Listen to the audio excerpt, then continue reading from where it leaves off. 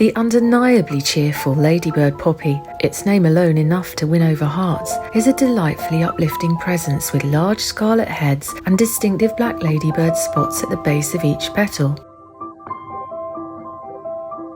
These poppies fill the end-of-season pause when late spring bulbs finish flowering and the rest of the summer garden has yet to fully burst forth.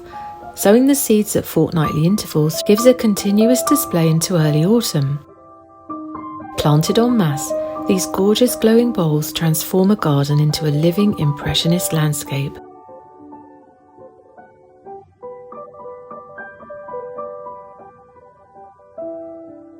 These images show an early June display at the ever-gorgeous Great Dixter in East Sussex, where Ladybird was planted in several garden rooms, appearing like groups of friendly faces, greeting us throughout the journey and unifying our experience of different areas.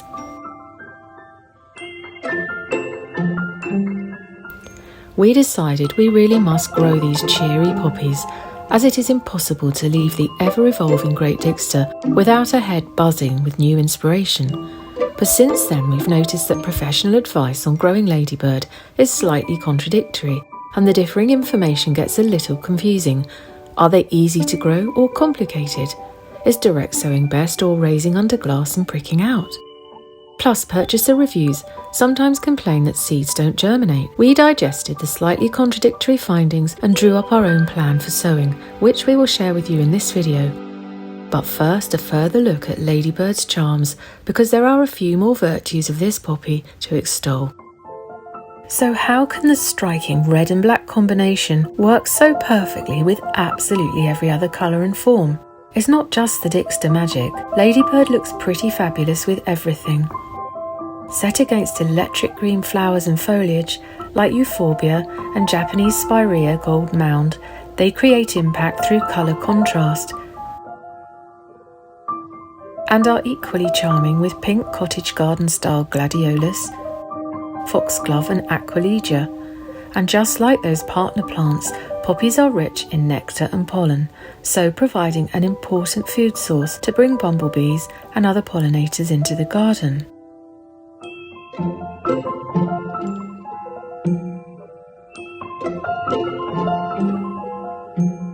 Ladybird looks absolutely sumptuous paired with the rich coppery purple tones of cotinus or dark purple cornflower black ball.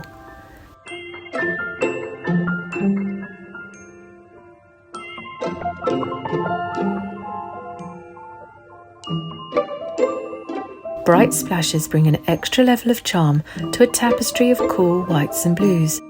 There are no rules. We plan to plant Ladybird with any and everything.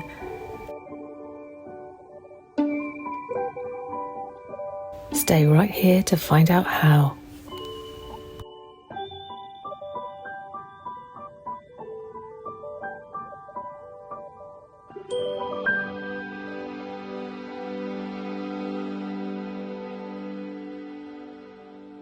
Ladybird is an annual growing up to 50 centimetres tall, with neat, finely cut foliage about 15 centimetres wide, producing short-lived but constantly emerging flowers, unfurling from hairy buds that can look a bit like a curious dinosaur eye when they begin to open, followed by seed heads. Native to northern Turkey, northwestern Iran and the Caucasus, the RHS has given Ladybird the Award of Garden Merit for excellent performance and class it as H5, which means it is hardy in most of the UK.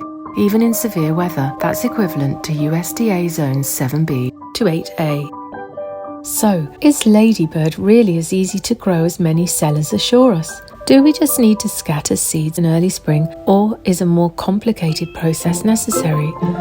And why do some people find that their seeds don't germinate at all?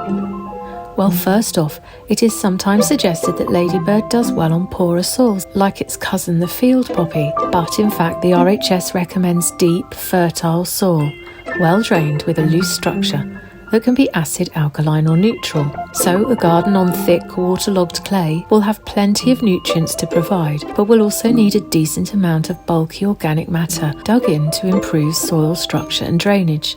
Composted bark is excellent for this. If a plot has thin, sandy soil, plenty of organic matter like compost or manure should be added to improve structure and increase micro and macroorganisms. So although Ladybird is often described as simple to grow, ensuring the soil is suitable may involve some planning and effort. Some suppliers suggest soil should be tilled or dug over before sowing. The reason for this is because research suggests that disturbing soil before sowing seed tends to increase plant emergence compared to sowing on undisturbed ground. Leave seed uncovered but press firmly into the soil. Ladybird also needs moisture to thrive, so dry soil should be moistened before sowing. This poppy does not appreciate bone-dry earth any more than sitting in waterlogged ground, and this is true even once established. So if soil is bare around your emerging poppies, an organic or inorganic mulch can help retain moisture by preventing evaporation. At Great Dixter, the team water the garden no more than 4 times a year, even during drought. And not only does the well-conditioned, compost-rich soil retain moisture, but dense planting prevents soil baking in the sun and becoming impervious to water, which may simply run off a sun-parched surface rather than being absorbed into the ground. Next, soil fertility. The health of your existing plants will usually suggest whether your soil is sufficiently fertile. For example, here are some healthy-looking evergreen leaves on a star jasmine planted in the ground.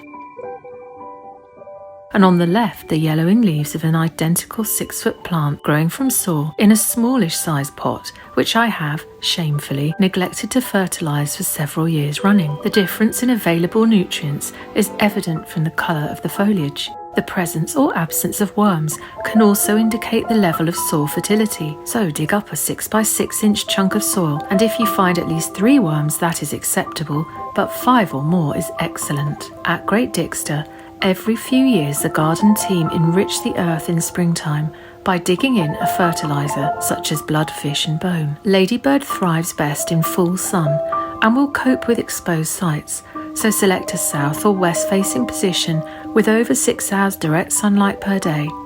However, a couple of garden centres suggest that light shade, even semi-shade, is tolerated.